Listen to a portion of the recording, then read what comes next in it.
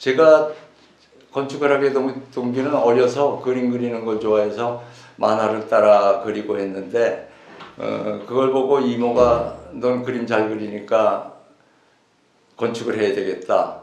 어렸을 때 건축이 뭔지도 모르고 뇌리에 박혀 있었어요. 아마 그 이모가 일본에서 조경을 전공하셨는데 그 당시 원로 김주근 선생님, 김중욱 선생님, 강명우 선생님 이런 분들하고 교류가 있은 탓에 아마 그런 말씀을 하셨으리라고 생각됩니다.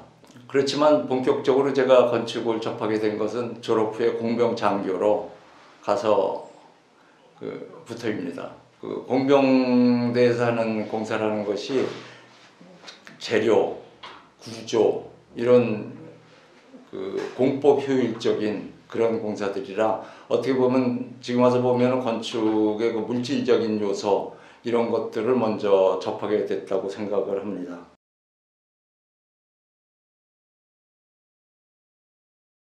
건축 전공을 하면 대개 세 가지 분야에서 일을 하게 되는데 첫 번째는 건축가로서 설계를 하는 것이고 두 번째는 건축학자로서 연구 교육에 종사하는 것이고 세 번째는 엔지니어로서 건설회사 등 그런 곳에서 일하는 거라고 생각합니다. 돌이켜보면 저는 의도하지 않게 이 세 가지를 다 거친 것 같아요.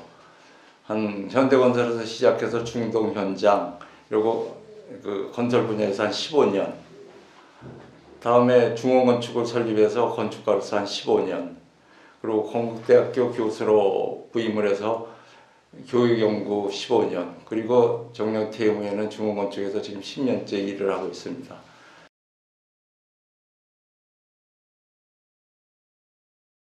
어, 80년대 중반 중원건축을 설립하고 설계 일을 하게 됐는데요.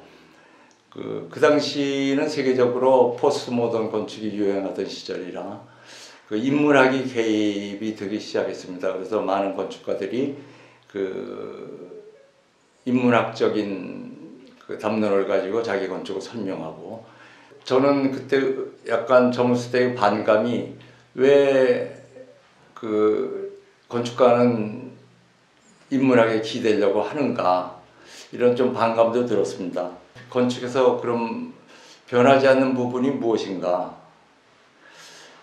시각적인 형태나 건축적 이념이나 인문학적 거대 담론보다 변하지 않는 재료, 구조, 공법 그런 데는 이제 물리적 요소에 이제 그것이 갖고 있는 질서와 의미에 관심이 있었고 근데 이런 생각에 영감을 준 것이 유학 시절에 접한 두 가지 책 하나는 게버 하투니안이고 또 하나는 케네스 프램턴이라는 건축학자들이 쓴 그 당시 텍토닉이라는 책이었습니다. 이 텍토닉은 저게 구축적인 건축의 특히 현실적인 물질적인 그러한 요소들과 그것이 갖는 의미를 인문학적 의미를 이제 탐구하는 또 설명되어 있는 그런 책이었는데 그 당시에는 아주 신간이었죠.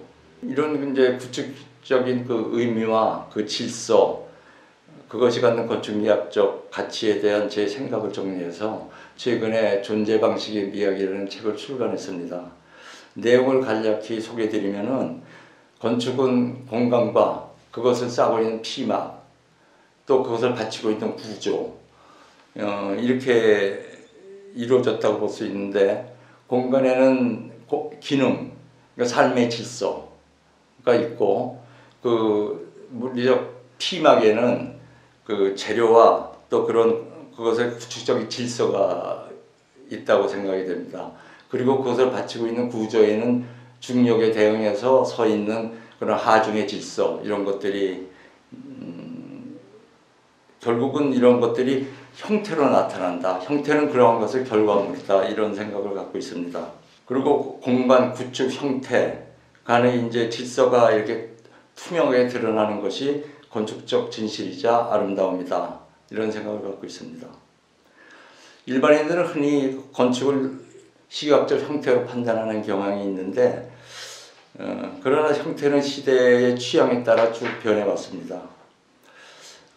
그래서 건축가는 신기하고 기이한 형태를 궁리하는 사람이 아니고 인간의 삶과 구축적 질서를 탐구하는 장인이라고 할 수 있습니다. 그리고 시각적 형태는 이런 삶과 물질적인 명언의 질서에 그걸 드러난 결과물이다, 이렇게 말할 수 있겠습니다. 결국 건축은 기능, 구조, 재료 등 현실을 토대로 한 건축 요소들의 솔직함과 합리성을 드러내서 시적인 순간을 빚어내는 그런 작업이라고 생각합니다. 도시의 그 건축하고 연관돼서 도시 건축들은 특히 그 대규모 건물들은 그 공공성을 가져야 된다고 생각합니다. 그런 것이 지금 소극적으로 나타나는 것이 어떤 가로공원을 강제로 조성하도록 법제화한다거나 이제 이런 노력들인데요. 그 건물이 혼자 서 있는 것이 아니고 모든 이웃 옆에 건물과 그 대지의 콘텍스트나 이런 것들이 있기 때문에 그 도시 건축은 자체적으로 성립되는 것이 아니고 주위와의 그런 콘텍스트를 잘 조화해서 모든 그 설계에 반영이 되고, 그래서 조화로운 그런 건축들이 들어서고 그것의 확장판이 도시라고 생각합니다.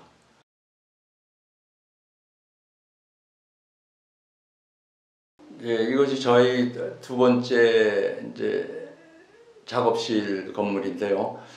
규모는 크지 않습니다. 그런데 이제 위치가 앞에 양재천이 흐르고 그 너머 시민의 숲이 있고 더 멀리는 청계산의 전망이 보이는 아주 조망이 좋은 곳입니다. 그래서 처음 생각나는 것이 그 전망 좋은 방, 단순히 그런 것이었는데, 그래서 당연히 그 전면에는 큰 유리를 도입을 했고요. 그리고 이 콘크리트, 노출 콘크리트로 했는데 이 구조면서 마감재가 되는 그래서 이 구조체가 라멘조가 아닌 판에 의한 구성, 그리고 내력벽 구성이죠. 그거 자체가 형태가 되고, 콘크리트는 가소성 재료입니다. 그래서 원래는 그 물성을 봐서 얼마든지 유기적인 형태를 만드는 데 적합한 것인데, 석고 조각을 하듯이 그런 건데, 그 현대사회에서 그 경제성과 효율성 때문에 콘크리트 라멘조가 거의 온 현대 건물에 이제 적용이 되고 있죠. 그렇지만 사실은 또 그 질서를 보면은 저 개인적으로는 라멘조는 목조에 가부식 구조 목조에 어울리는 것이고 거기에 합리적인 것인데, 약간 불만은 있지만 그건 어쩔 수 없이 그 경제나 효율성은 무시하지 못하니까 그렇게 가고 있다고 생각을 해서, 여기서는 이제 조형적으로 판에 의한 구성이고 그 판이 구조가 되는 그렇게 접근을 했습니다. 이것은 시네플러스, 지금은 압구정 CGV 건물로 되어 있죠. 이건 상당히 규모가 큰 그런 건물이었습니다. 그래서 우선 공간을 얘기하면 저층부의 공간은 극장 입장을 위한 휴게 및 대기실 공간이 되겠고, 하이라이즈 부분은 그 극장 관련 그 오피스 공간으로 되어 있습니다. 그래서 그 보통 그 큰 시내의 큰 빌딩들은 그 거대한 로비 공간을 그냥 안으로 자기의 전용 공간으로 내포하고 있는데, 저는 그 도시 건축이 공공성을 가져야 된다고 생각을 합니다. 그래서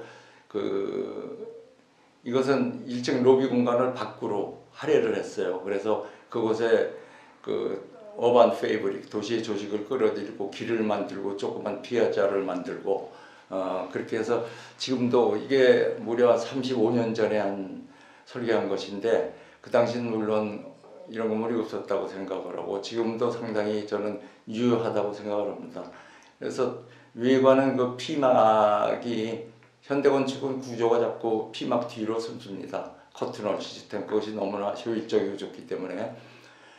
그래서 그 피막 커튼홀 몇 가지 조직을 디자인해서 인면에 변화를 주었고, 그 구조는 이제 내가 왜 서 있는가, 어떻게 서 있는가는 나타내야 되겠죠. 그래서 1층 필로티 공간을 이용해서 콘크리트 구조물을 노출시키고 그 정도로 가름을 했습니다. 그리고 상부에 분절된 조그만 공간이 제상층부에 있는데, 그것은 어쩌면 저희가 전통건축 답사를 다닐 때 절벽에 서 있는 조그맣지만 아름다운 정자, 그런 것에 대한 그 이미지의 그 흔적인지도 모르겠습니다.